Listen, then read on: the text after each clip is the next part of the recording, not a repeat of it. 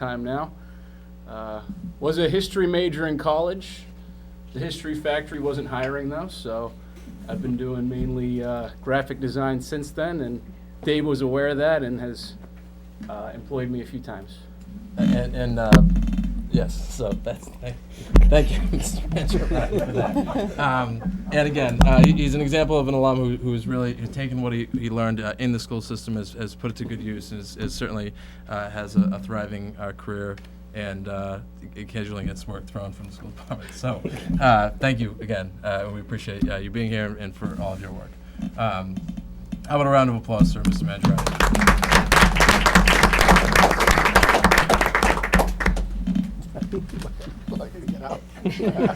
Should I go over that? Yeah, that's you asked if I was going to facilitate your exit. I just did. All right. So if we could go to the next slide, there's just a couple of bullet points. And again, this is the number of times we've spoken about this, or that our volunteers have come in to brief the committee are frankly too many to count at this time. Although if anyone accuses us of not being inclusive, we will count it. So don't forget about that. But essentially, this plan is constructed around 4 pillars, each representing the distinct dimensions of the Attleboro Public Schools. It charges the district with pursuit of 3 distinct but interrelated goals: guided and personalized planning for all students, enhanced quality learning experience for all students, and the cultivation of greater community and external partnerships to benefit students.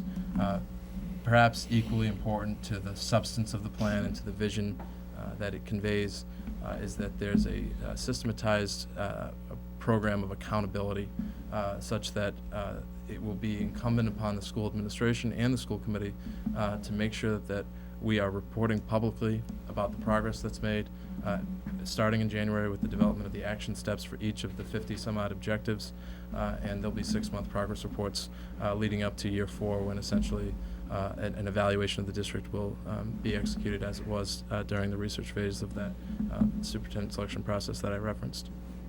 And then, of course, maybe the most important part of the plan is that it ends with it starting again, and that's frankly the point of strategic planning, is that it keeps going, that the challenges that the district face are not going to end in 2020, although I certainly hope we've made progress in a number of areas, and I think that we will. And so those are some of the building blocks. So at this time, I would like to open up to comments from the committee. Mr. Withers. Well, first, I'll echo your statement that thanked all the volunteers for all the hard work they put in. Knowing all the updates we've gotten here, I know it's certainly been a lot of meetings and a lot of hard work, so thank you all very much. I think this is exciting for the district. It's certainly new, but I think it's important in times like we find especially important, I should say, in times like we find ourselves with budget constraints that I think we all know aren't going to go away. That we think outside the box a little bit and think ahead in how we can make strides, regardless of our financial situation. I think this is a great step to accomplish that goal, and shows that the community is taking education seriously, and we're moving in the right direction. Thank you, Mr. Withers. Any other comments or questions from the committee? I don't have a question, just a comment. This is just, I echo both Dave and Mr. Withers. The amount of work and energy and effort that you all put into this is just amazing, what you've produced, and just a testament to, again, the community that we have here that really cares about our kids and the education here. So I just want to thank you so much for all of the hard work that you did. It was incredible. Thank you, Ms. Singer. Any other comments from the school committee? I would just would just say that I don't think there's anyone on the school committee, in the administration, in the ad hoc committee, or anyone who genuinely wants this to succeed, who thinks that our vote tonight somehow marks the end of the work. I mean, clearly, with a plan that is this ambitious, it will require the same type of dedication and focus that has been employed by those who worked on this over the course of the past year to realize that vision over the course of the next 5. I think that will be folks who are either skeptical or cynical that the adoption of this type of plan or can have a true substantive impact on the quality of the education offered to students. I think it would be wise for those of us in positions of leadership to embrace the skepticism that people offer and to reject the cynicism because there really is a significant distinction there.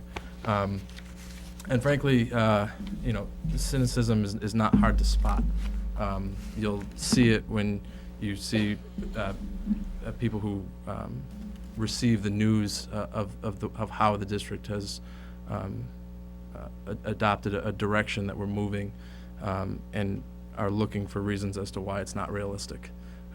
It doesn't take a particular creative mind to figure out why this is going to be challenging. It will take lots of creativity to help make this happen. And I think that, frankly, all stakeholders have to make a choice that, we can get on board and make this a reality, or we can be defensive and concoct reasons as to why we can't. I don't think any of us have shied away from the description of this plan as ambitious, but the students graduating from the school system are graduating into a world that is highly competitive and becoming more so, and so their school system needs to keep pace with that, and I think those are some of the ideas that are embodied by this plan. Certainly, Mr. Sawyer and the position that the school committee has put him in, willingly, I would add, will bear a disproportionate share of responsibility to executing this and helping to move the school system to the center of the community. But as we said during the superintendent selection process, this plan contemplates the idea that no single administrator or single school committee is going to achieve these ends without the collective support of the rest of the stakeholders involved. This is not a to-do list for one person. This is a challenge to all of us in the community to determine whether or not we're going to be a community that is defined by the opportunities available to children and young adults growing up here. So with that, I'll say again, probably for the 500th time, thank you to those of you who were involved and for your contributions. And at this time, I would entertain a motion to approve the proposed strategic plan for the school district. So moved. Ms. Singer, Yes. Mrs. Zito, Yes. Mr. Larson, Yes. Mr. Murphy, yes, Mrs. Scales, Yes. Mrs. Sawyer, Yes. Mr. Withers. Yes. So that's the strategic plan. It is now the law of the land in the Attleboro Public Schools. It's a reflection of our values, and for those of you who will be charged, all of us will be charged with making this a reality, but some of you, your jobs just get a lot harder, and I think with good reason. So congratulations to all of you, and we'll have one more round of applause.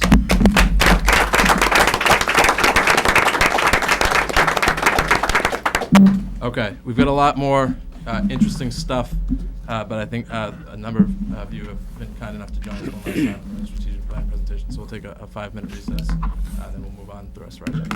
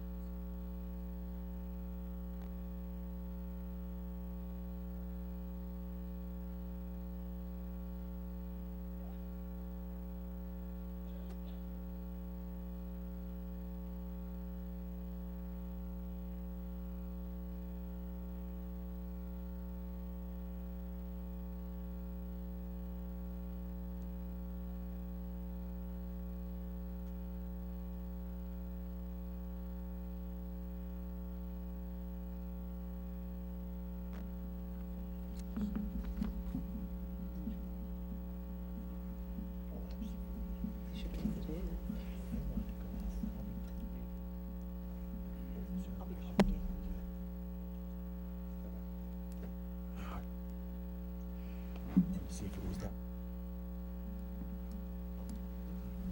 Check, I'll go over to our classrooms this week.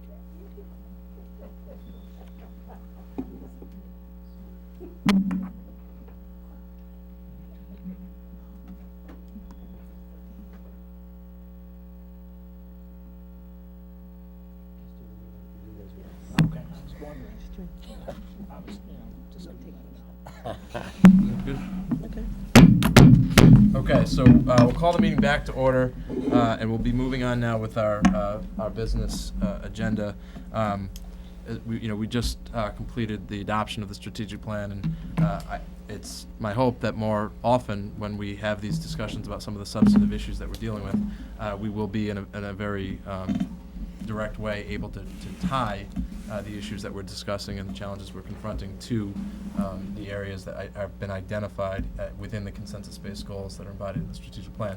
That is particularly easy tonight, as the discussion that is about to unfold now relates directly to the goal number 3 in the strategic plan, which is the cultivation of stronger and more beneficial for our students' community and external relations. And we'll be talking a little bit about some of the specific mechanisms that are envisioned by the strategic plan.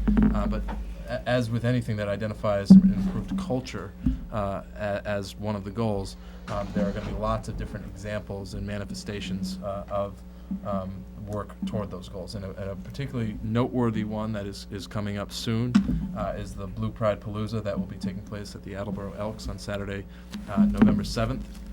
It's being spearheaded by Principal Rooney and a number of parent volunteers, and Ms. Lamoth is certainly a leader in that respect, in many respects. And so I've asked them to come tonight to talk a little bit to the committee about this event, its purpose, and how this fits into the district's efforts towards strengthening those relationships. So, Mr. Rooney. Thank you very much for having us. And first of all, congratulations to everyone involved in what is truly a memorable night for the district in terms of the adoption of the strategic plan. It certainly goes hand in hand with what we feel that the Blue Pride Palooza is going to do for our current students, our staff, and future generations of Attleboro High School students. Approximately a year and a half ago, as part of our school improvement plan, one of our family and community engagement goals was to put together a new organization called the Blue Pride Ambassadors Club. The Ambassadors Club, it was more than just your typical parent organization. We were reaching out to parents, staff members, alumni, community members, and we were looking for ways to partner with existing organizations such as the Alumni Association, the Varsity Booster Club, the Lacrosse Association, and so on. We wanted to try to find ways to be able to supplement the good work that they were doing. And the reason why we were able to do so is because there's been tremendous momentum for the great things that are going on at the high school for the last couple of years.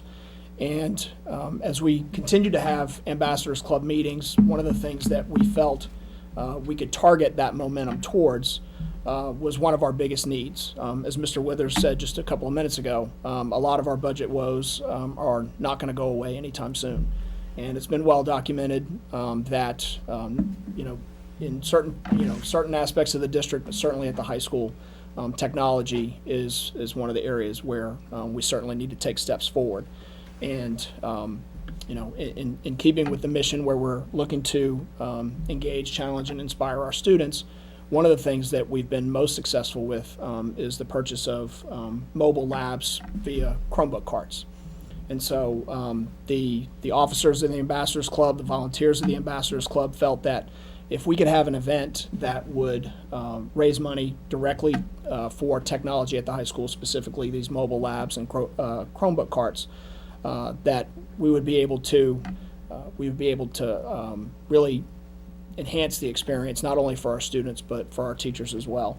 And we do also feel that this evening is a celebration of all things Attleboro. It is specifically for the high school, but it really is starting to build momentum for our community-wide event, and which really keeps it's in keeping with the vision in terms of having our stakeholders come together and celebrate the success of the high school. So Nancy's going to talk a little bit about the logistics of the evening. Like Mr. Rooney said, this is a community-wide event, and it's open to the community, and we hope that everyone will come out in support of not only just the high school, but the district as a whole, and where the district is moving. I mentioned to a teacher recently that it's a wonderful time to be a parent in Attleboro, especially if you have a child in the Attleboro public school system. It's a very exciting time, and so I'm glad that we came up with this clever name called the Blue Pride Palooza. The attire is Creative Blue Tie. It's Saturday, November 7th at the Elks from 7 p.m. to 10 p.m. It will include sit-down dinner, hors d'oeuvres, cocktails, live auction, silent auction, opportunities for raffle baskets as well. We will have some entertainment and dinner and dancing. So a good evening for everyone to get together as a community. Whether you have children in the system, you have children that will be in the system, or had children in the system, or attended yourself. You know, it was one of those events that we hope everybody will come out and support, and just a big celebration for the momentum that is in the city right now. Right. Thank you very much, and it certainly sounds like a fun evening, but a fun evening for a good cause. Yeah, there's one other important component to it that the Ambassadors Club felt very strongly that they wanted to also award the first annual Blue Pride Service to Community Award because of the fact that there are so many aspects of service that our students are involved in, whether it be Student Council, Leo Club, Best Buddies, Team Up. You know, those volunteer opportunities happen because of the fact that there have been examples that our students have been following in our community for many years.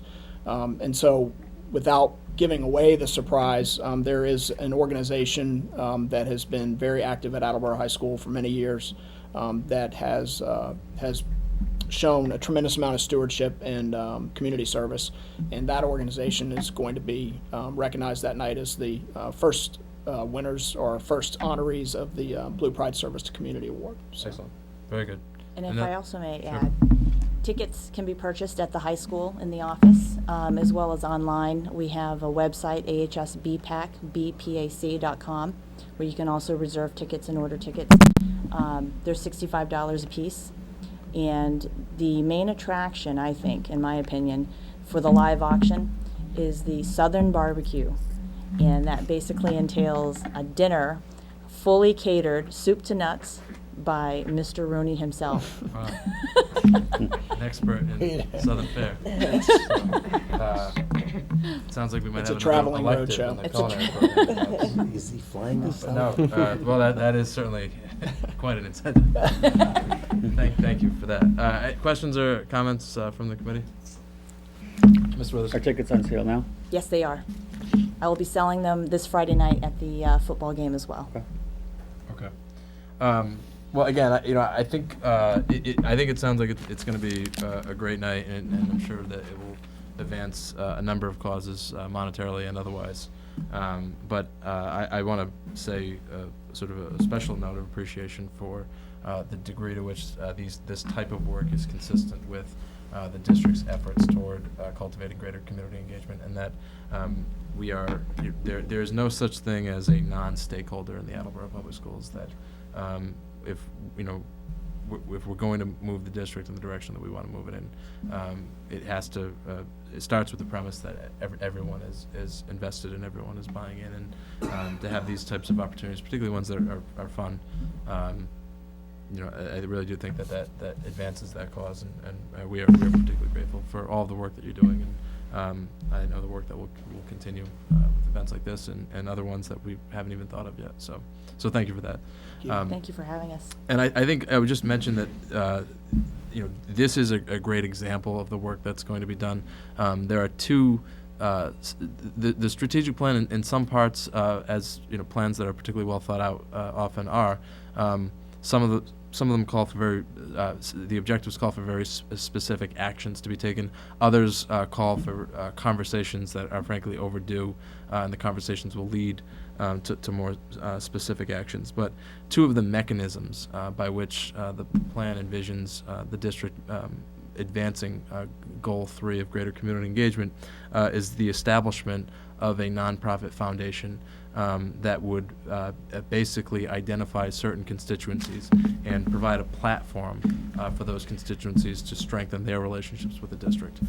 Those three constituencies for the foundation's purpose are retirees of the public school system, alumni of the public school system, and area businesses. That is not to say if one of those three categories does not apply to you that the Attleboro Public Schools are not interested in having a relationship with you. We are. But those three constituencies are chosen for the foundation's purposes because they are focused enough to help enhance recruitment efforts, frankly, in a way that if we can, at a systemic level, become more equipped to cultivate these types of relationships, then there will be no constituency that will essentially be out of reach from the school system. And that is one of the components of the strategic plan that we'll be developing over the course of the next several months. If you are an area business, you will likely be receiving a copy of the strategic plan with a letter explaining how you can be a part of it. And if you're a retiree who made the mistake of not changing your phone number when you retired, then you'll probably be hearing from us as well, because we have opportunities for you, and we'll be doing a lot of work in terms of building our alumni data bank as well, in partnership with the Alumni Association. The second mechanism is sort of a continuation of the efforts that took place over the course of the past year. Many of the individuals who were joined us earlier tonight sat on the public engagement subgroup of the Strategic Planning Initiative. We knew when we began that process that their task was in some ways sort of the most amorphous of the work that needed to be done. That is in part because as an organization, the district was equipped to talk about the things that we already do. But because we don't at a systemic level attempt to engage the public in the way that we now need to, that group was essentially charged with having the district's first, in many ways, institutional conversation about what the principles are that need to be incorporated into a public engagement strategy and what that strategy would look like. And the Standing Committee on Public Engagement that will be formed in the coming weeks will essentially be charged with continuing that conversation, helping to facilitate the development of the APS Foundation, and also identifying how to move forward with the specific objectives that are identified as being assigned to that body as part of the strategic plan. So this is a lot of information, frankly. It's why it took a year to put this thing together. But I hope that members of the community can see how all of these things are interrelated and how they work together for these consensus-based goals. So again, to Ms. Lamoth and Mr. Rooney, thank you for being here, and thank you for your work, and thank you to all the parents certainly who have participated and contributed to this effort. We look forward to seeing you on November 7th, though I'm confident we'll see you before that. This is certainly a good step forward. So thank you again. Thank you for having us. Okay, and Ms. DeAngelis was out sick last week. She has recovered and has offered to give the school committee a slightly modified version of the report or slightly abbreviated version of the report that was prepared last week with regard to our enrollment and registration numbers. I know there were some questions last week, and so Ms. DeAngelis has volunteered to answer them anew. So thank you again for being here. And I know one of the things that it's a bit of a tightrope when we talk about this, because we want to make clear that there are major areas in the district where our class sizes are quite favorable, and that it's we're more or less where we want to be. There are other areas where that's not the case, and I think it's important for the community to be aware of that, not because we want to continue to share bad news, but because we have a responsibility to articulate for the community that some of the budgetary challenges that we talk about in the spring manifest themselves throughout the course of the year, and these are structural problems that require a structural solution. So with that, Ms. DeAngelis, all yours. So I know that you were able to see the chart that I displayed by elementary and middle school level, and I think we took care of a couple of problems by hiring a teacher at Hyman Fine and Hill Roberts, which reduced some of those class sizes that I was very concerned about earlier. We do, again, have pockets of high class size. So Studley has, 27 students in second grade. So not ideal, probably on the higher side. I think we would like it to be less than that if we could. And then we have classes where students are integrated. They're at 28, which is also not ideal at Thatcher in third and fourth grade. My biggest concern, if I was going to pick anywhere, would be kindergarten. We're going to register our last 25th student at Hyman Fine, so now all our kindergartners are at 25. So 25 5-year-olds with one adult doesn't seem like a very well-balanced ratio. So if I was going to focus somewhere, that's would be my biggest focal point. Ms. Withers? Is that at every school or just at Hyman Fine? Every school. So every school is at 25? Hyman Fine was kind of picking up. I Okay. think I showed you Yeah. that they were picking up the students. Mhm. They had one class with, we were sending them Right. Hyman Fine. So the student that's registering that this week will make the 25th, and that will be district-wide. Other questions for Ms. DeAngelis? I'm sorry, Ms. Withers. Was the high number of kindergartners, was that something that was expected to a certain extent? I know you look at kind of the demographic data to kind of anticipate what's going to happen. Is that, did you know that kindergarten was going to be high this year, or was there a lot of late registrations that weren't as anticipated? So that's a good question, because we talked about that earlier, Mr. Murphy and I. One of the things we look at is the live birth rate in the city, and that usually gives us a pretty good projection of the number of students that we'll have. So we try to project then, once we have that live birth rate, how many students we expect to register. So I think that, we thought we were in pretty good shape. We had registered lots of students. We had a really good turnout for kindergarten registration. It was advertised well, but this summer we did get flooded with kindergarten registration, more than what we had anticipated. Any idea on why, what the cause of that is, or I don't know if you got any feedback from anyone? I think we attract students. I think the school system attracts students. I think people know the services that we have out there. I think that we have a full day K. I think that we all know that kids do better in school when they have a full day programming. So I think people are motivated to move to Attleboro, honestly. Okay, thank you. You're welcome.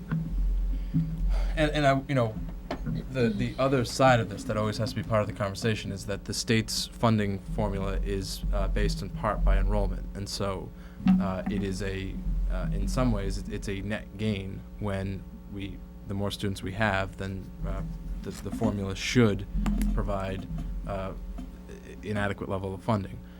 Where we run into problems is when there's a broad consensus, I think, that the formula is flawed, and so it is not doing what it's designed to do, which is to support the district based on its enrollment, and based on a variety of other factors, which it's not doing that particularly well either. But and so it's encouraging to hear the conversations that are taking place. We were joined earlier in the summer by Mr. Schuster from the Massachusetts Budget and Policy Center.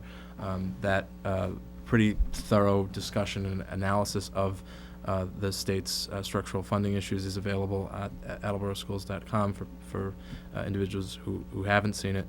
I think that one of the reasons it's necessary for us to continue to revisit this issue is that we are talking about the distinction between the structural challenges that we have severe limitations on how much we can address that, both in terms of municipal support and internal maneuvers that we can employ within the district, and mitigation, which frankly both at the municipal level and internally we have a responsibility as a community to explore thoroughly. If there are things that we can do differently, and part of doing it differently is doing them more thoughtfully, and again that goes back to what we started the evening with. We have a responsibility to examine those, because these class size issues that we're facing are not our only problem. We also don't have an adequate number of administrators to complete tasks that legally only administrators can complete. As a result of that, instruction suffers. our instruction's excellent. It could be better if we had the proper number of evaluators.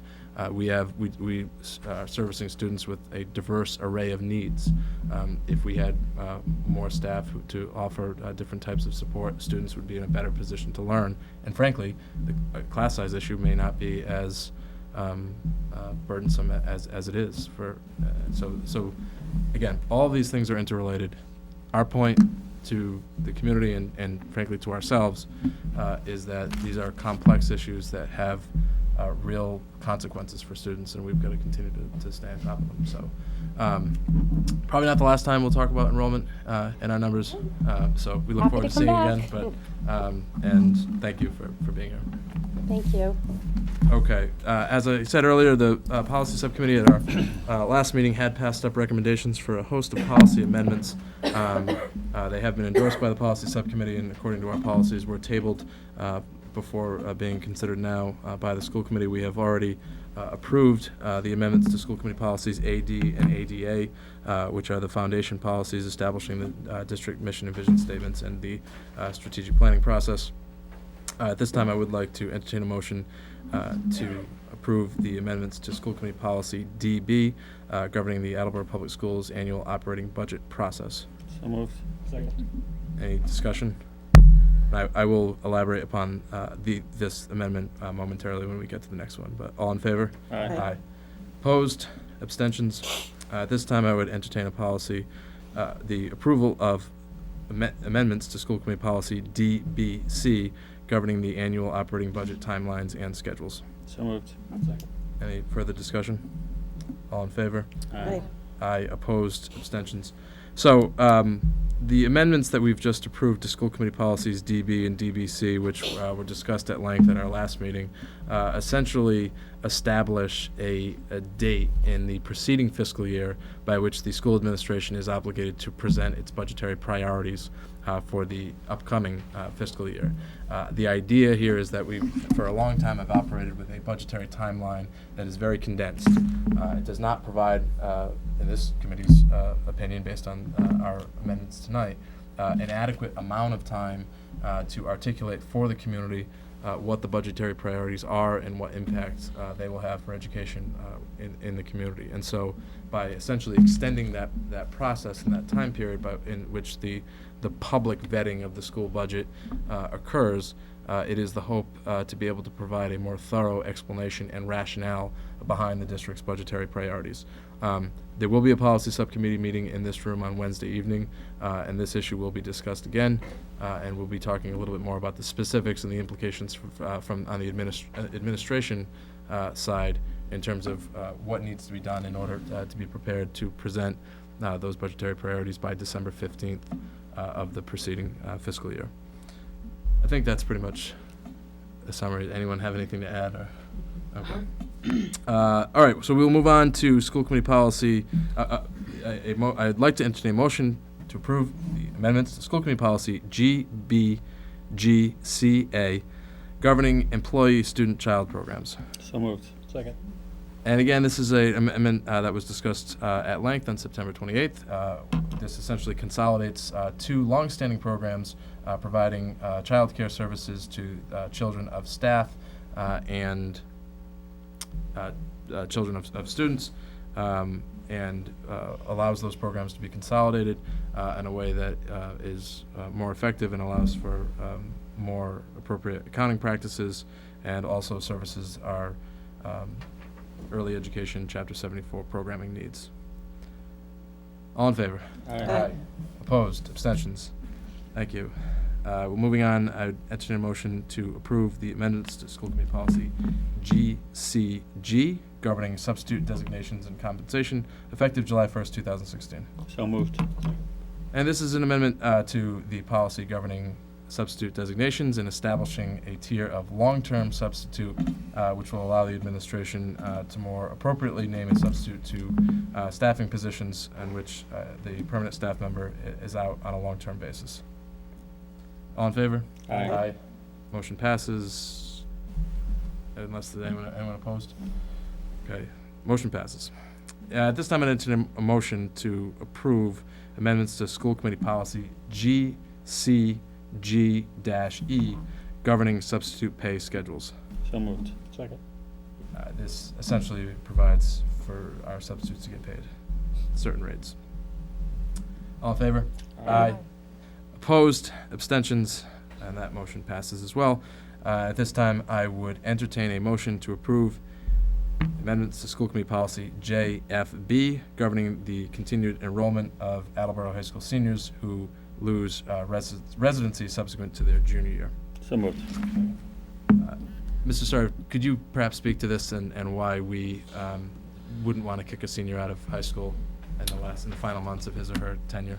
Absolutely. In a organization that is committed to preparing young adults for their entry into college and career, the last moment you would want to abandon them is in the fall of their senior year, where they most need our help in preparing for that major transition in their lives.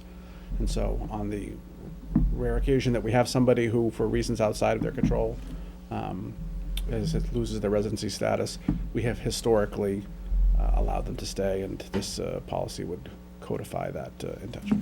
Thank you, Mr. Sawyer. And I would say that because we've had this is our third policy amendment in the past year in which we've dealt with allowing students who fall outside of the more traditional bedrock policy governing admission to the school system. And I think while, frankly, members of this committee, including myself, have explained pretty thoroughly, repeatedly, the rationale behind each one of these policy amendments, I know that on occasion there has been some confusion or frankly, intentional misrepresentations as to why we have made some of the changes that we have. In this instance, this is changing because we have students who have been long-standing members of the Attleboro Public Schools community who would be put at a significant disadvantage from a college and career standpoint if they were to leave the school system, which is why the long-standing practice at Attleboro High School has been to allow these students to remain. To go back to the two previous policies, one in which allows only individuals to apply for admission if they are a child of a non-resident staff or a student who is turning 5 in the month of September. Again, those are applications to apply. Both of those policies, in the first line describing the criteria by which the applications would be considered by the superintendent, it speaks to the district's capacity to enroll that student. And so for anyone who is suggesting that there's some other mode, and again, if the capacity is not there, then the superintendent is obligated not to let the person in.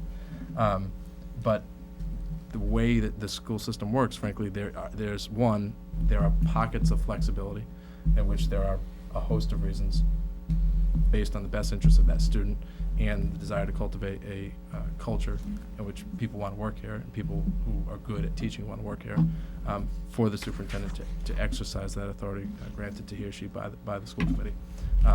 And as we said earlier, the budgetary formula is based on the number of students who enroll.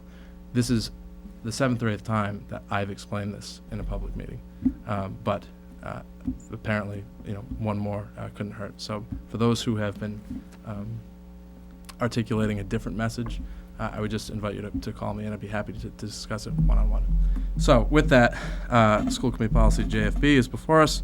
Amendments allow seniors to stay in the high school. All in favor? Aye. Opposed? Abstentions? Thank you for your patience. And we'll move on to our final business agenda item, our leadership transition update. Mr. Sawyer and Mr. Sheehan have been working in tandem with one another over the course of the past several months preparing for the leadership tradition, and I asked Mr. Sheehan and Mr. Sawyer to update the committee on some of the specific components of that transition. I think that the school committee was frankly, we deliberated thoroughly and were fairly methodical about the decision to make the appointment along the timetable that we did. I think there's an expectation in the community that when you hire a superintendent a year in advance, that the school committee and the administration capitalize on that to maximize the value of that transition period. So we'll see how well they're working together by seeing who's going to speak first. I don't know. because I am the There you go, there you go, superintendent. there you go. Perfect. There you go. Thank you very much, Chairman Murphy, for us to be able to speak to this issue, because it was 2.5 years ago when I was selected to be the superintendent in Attleboro, and I had, I didn't have the opportunity to have the same amount of time. The amount of time for me to transition to Attleboro was very, very, very, very small, as you know. It was one of the reasons why Chairman Murphy and I met in the spring of this last year, and with the idea of making sure that there was an appropriate passing of the baton, that the right hand knew what the left hand was doing. And the reality is that without Assistant Superintendent David Sawyer, 2.5 years ago, without his invaluable service to me transitioning here, it would have taken a lot longer time. And he was invaluable to me, as he is every single day to this district. The committee was 100% on the money, choosing him as your next superintendent. But I never saw David as an assistant superintendent in this school district. I always viewed him as not just my assistant, but he was my colleague, and I knew that he would be superintendent, and he was always going to be superintendent in training. And I said that to David when we first met. What are his goals? Where would he like to be? What can I help him with? What can I provide him with? So we've actually been doing this for 2+ years. Now that it's official, it doesn't change what we do, because we talk every single day over a lot of issues, as well as all the central office administrative team. So giving back in the transition piece for me is easy. It's the right thing to do. What would those things be specifically? We have very similar jobs, but we have very different jobs as well. And my job takes me out of the district at times. That is for now David as the superintendent to be. His relationship with the city officials, the mayor and Barry Lacasse and so forth, that has to be there. We have more than a year plus in order to change that dynamic to when he's superintendent, hitting the road running. Part of that is what we're going to be doing tomorrow night with MSBA as well, and on the ground level with regard to that. The other thing, our goals are always with regard to increasing student achievement. We never take our eyes off of that target. But for our realm, it's about sharing ideas with regard to different levels. So part of those things may be the development of a PK program, and how can we enhance the 12+ program, where we run the entire gamut from PK to 12+. The other piece is about him being introduced to the different collaborative executive directors, whether it's the South Coast Collaborative or the BICO Collaborative, to be introduced there, knowing what we're doing, what is the agenda items, what we shared. So he does that. We've already done that with career and school partnerships as well this year. And one of the things that we got involved with the mayor's office was a new enhanced collaboration with our higher education partners, with BCC and Bridgewater State University, and how we're going to, what role will Attleboro play with regard to those institutions, and how can we utilize some of their resources in Attleboro in a very different manner with their new president. And one of the last things is about what a lot of people refer to as LAB, which is the Leadership Advisory Board, but it's far more than that for us, because it's about me helping David understand what the labor management collaboration model is really like and what it's really all about, and LAB is one piece of that. So we're going to be spending a lot of time doing that, and we have been talking about that for a while, but it becomes more established now, so to speak, in what our goals are and what will middle schools look like in the following years, in our brainstorming about what does that scheduling look like, what does the personnel needs in the middle schools look like, and some of those things that we've all discussed through our budget process. Thank you. Mrs. Sawyer? I am very fortunate to have a prolonged transition, and I am making good use of the opportunity to gear up for the eventual task. Mr. Sheen is absolutely right that he has always been supportive of my role in the district and has been thoughtful in bringing me in on opportunities for me to learn things that I might not have full experience with. That's been his way from the day he got here, and that has been helpful. And he's been certainly expanding those opportunities of late. I have been included in meetings with area superintendents and other opportunities. I represented the district at the YMCA's. They're working on their strategic plan. They did their youth development forum last week, and I was able to participate in that. So things like that are going on. We certainly are meeting regularly to discuss issues, not only the ones that we would normally, but also ones that perhaps I wouldn't necessarily be involved in. And I'm also meeting regularly with the principals in their buildings as part of my transition, making sure to understand the full range of issues and not just the ones that are under my purview. I'm planning to, with the support of the committee, meet with each of the school committee members in the coming weeks to get some feedback from all of you about some of the issues that we're facing as a district. And I will also be looking to plan some public activities as well. Thank you. And thank you to each of you. And I know, certainly being in regular communication with each of you, how committed each of you have the commitment that each of you have shown to a smooth transition. And on behalf of the committee, I do want to extend our gratitude. And as Mr. Sawyer just said, he will be reaching out to each individual on the school committee in the very near future, as in the next 24 to 48 hours. I expect not probably every meeting, but certainly multiple times between now and the end of the term, that we will have similar briefings from Mr. Sawyer and Mr. Sheen as with regard to the transition that's taking place. And I think it's important for the community to know that we are taking advantage of this timetable that we have. And so, as Mr. Sawyer said, there'll be some community meetings, and there'll be outreach to parent groups, and that'll be taking place. Frankly, things that would ordinarily take place in the first 3 to 6 months of a new superintendent's tenure will take up in the lead up to the beginning of Mr. Sawyer's administration. Needless to say, one of the tasks that will be before Mr. Sawyer and the school committee is the appointment of a new assistant superintendent. The assistant superintendent position in Attleboro has evolved to some degree, but it is a position that, as we last talked about at length when Mr. Sawyer was appointed 3 years ago, is the chief academic officer of the district. So this is a position that is critical from a curriculum and instruction standpoint. At one time, the title actually was Assistant Superintendent for Curriculum.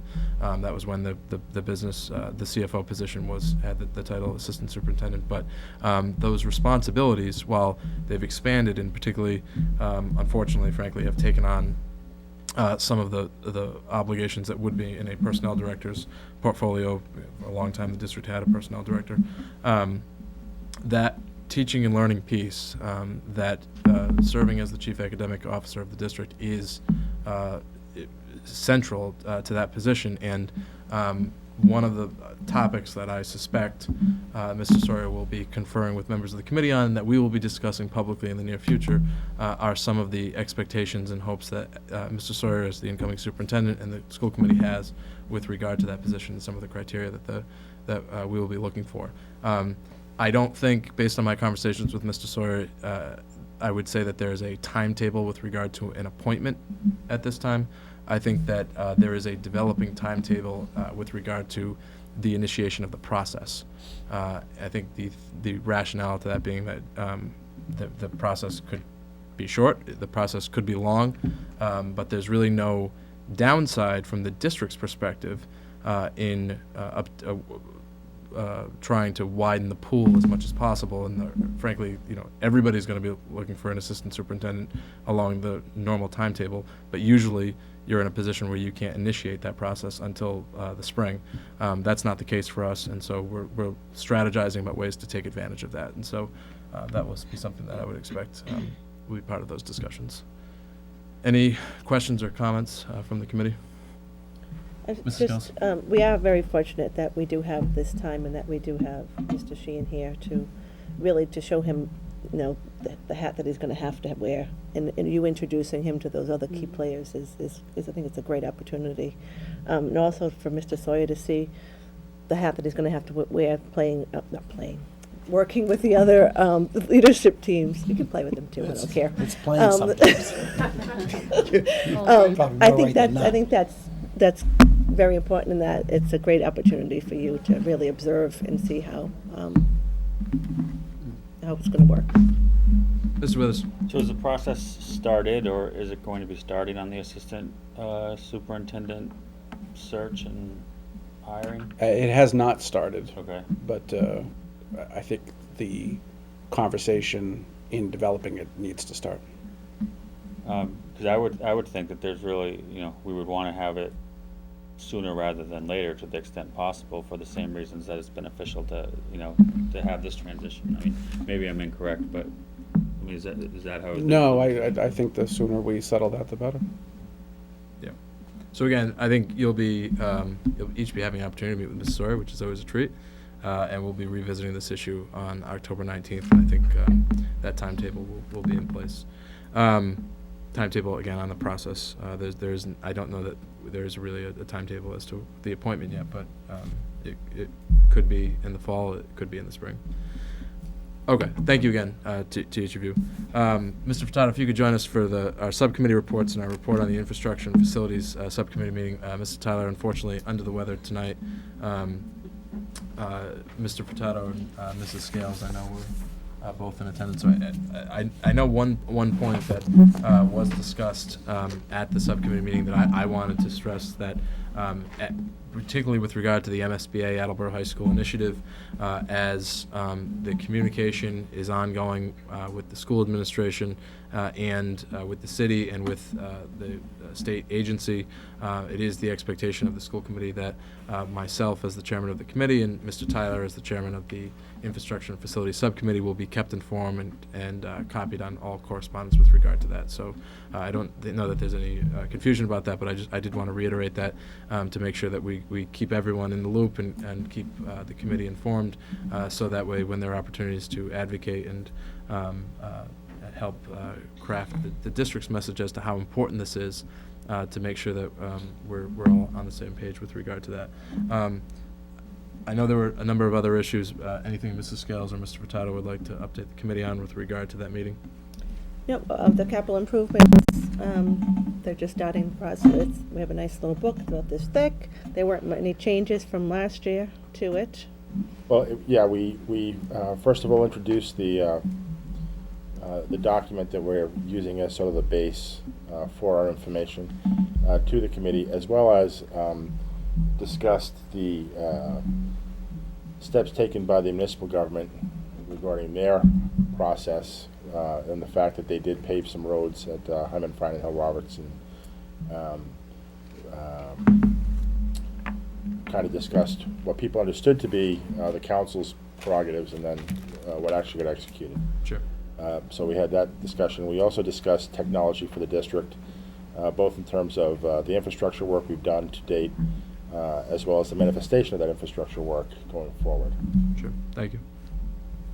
And I would just add that the school committee on June 29th adopted the school committee policy BDEE, which obligates the school administration to present a comprehensive report on the capital improvements needs of the district, to better position the district and the school committee to be able to advocate for those needs. That is something that will be coming through the infrastructure and facilities subcommittee at some point in the near future. And I guess Mrs. Scales said the presentation that has, or the comprehensive report that's been assembled by, good night, Alex, that has been compiled by our principal vendor, Sodexo. That is something that we will be hearing about and discussing in the near future. Okay, thank you, Mr. Furtado. We'll move on to our consent agenda, and I would entertain a motion to accept the following donated items: 3 cases of copy paper, 4 whiteboards, $30 a board, and office supplies with an estimated value of $130 from Mark Toffling of Bank of America to Willett Elementary Schools. Second. All in favor? Aye. Motion passes. A motion to accept 144 decks of Jamaica playing cards with an estimated value of $2 per deck of cards to be used for math Title I instruction at Willett Elementary School. Second. I would just add thank you to whoever added the purpose to accepting the playing cards. All in favor? Aye. Aye. Motion passes. Motion to accept a donation in the amount of $600 for use by the Attleboro High School Cross Country Program from the Rebecca Lynn Whitefield Foundation. Second. All in favor? Aye. Motion passes, and we extend our gratitude, as always, to the Whitefield Foundation. A motion to accept a donation of 2 cases and additional 8 reams of paper from an anonymous donor to Hyman Fine Elementary School. Second. All in favor? Aye. Motion passes. Just a reminder that on Saturday, October 17th, or the Saturday closest to that date, because I'm pretty sure it's the 17th, is the Attleboro High School Athletic Hall of Fame induction ceremony. Tickets are available through Athletic Director Mark Hool and from one of our retirees that will be pressing into even more service in the near future, Mrs. De Silva, yes. So again, thank you to members of the administration, members of the ad hoc committee, members of the school committee tonight for the approval of the strategic plan, the significance of which it certainly has the potential to be great, and that will be determined in the years to come. So, a motion to adjourn. Second. All in favor? Aye. Have a good night.